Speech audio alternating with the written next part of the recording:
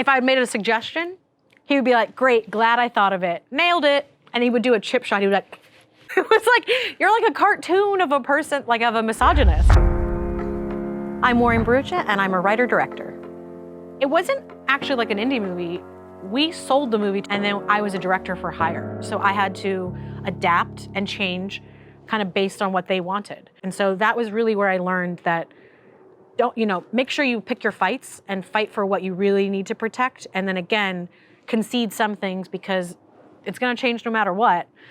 And hopefully I'm the one that can change it and make sure that it happens. When I look back on it now, it was almost like everything went too well. Like I didn't have a lot of struggles besides one of the worst experiences I've ever had with a DP.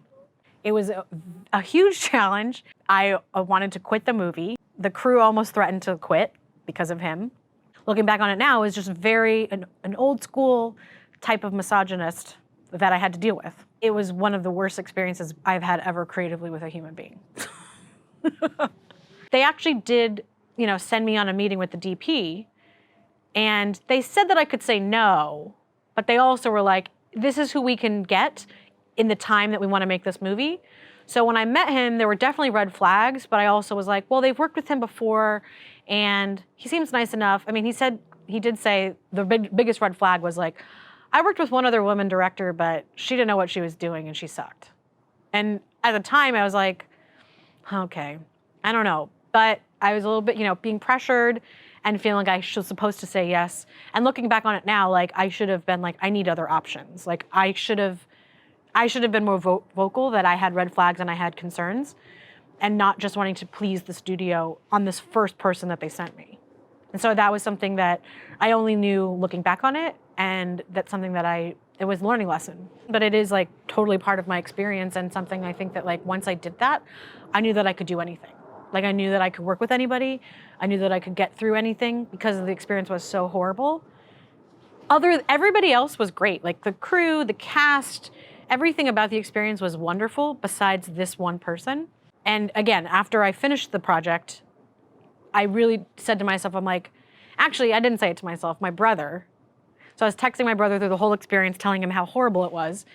And then my brother Ahmed was like, he kept texting, he's like, well, now you know that you can do anything. Now you know you can work with anybody and you can get through the worst thing ever because it's happening right now. And that's really true. And it ended up being, it was basically damage control. It was trying to figure out how to keep my authority as a director, not let him get too loose cannon as a kind of old school guy, and then also kind of bringing back the crew that he was being such a horrible person to.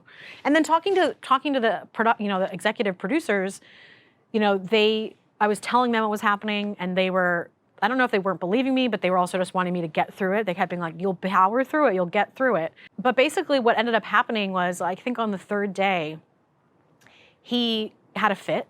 He was in the other room and he said, I thought he was talking about me, but I guess he was talking about the AD. He said, if this doesn't stop happening, I'm taking over this set. And as soon as I heard that, I yelled and I was like, hey, bring it in right now.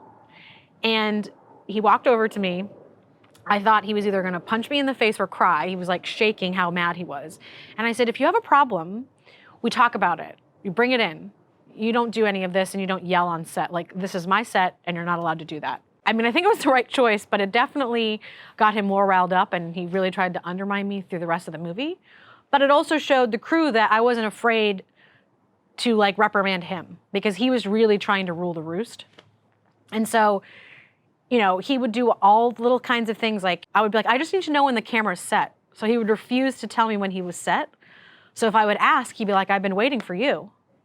So he would play this like mind game through the whole movie. At the time, like the script supervisor had worked with him and he was like, he's totally f***ing with you. Like he's doing this on purpose. And he's like, you're handling it great. So everybody knew what was going on, but they like, again, we were shooting, we had 14 days to shoot and we were shooting 10 pages a day. So there was like no room to, throw a fit and one of the producer on the movie even said to me at some point, she's like, you just need to make him feel like he's needed. Like just make him feel like you need him. And I was like, I'm not here to be his mom and to coddle him. Like, we're supposed to be equals, So I kind of refused to play that game. So finally I went to the producer and I was like, the crew's threatening to walk. You need to do something about this. And she did.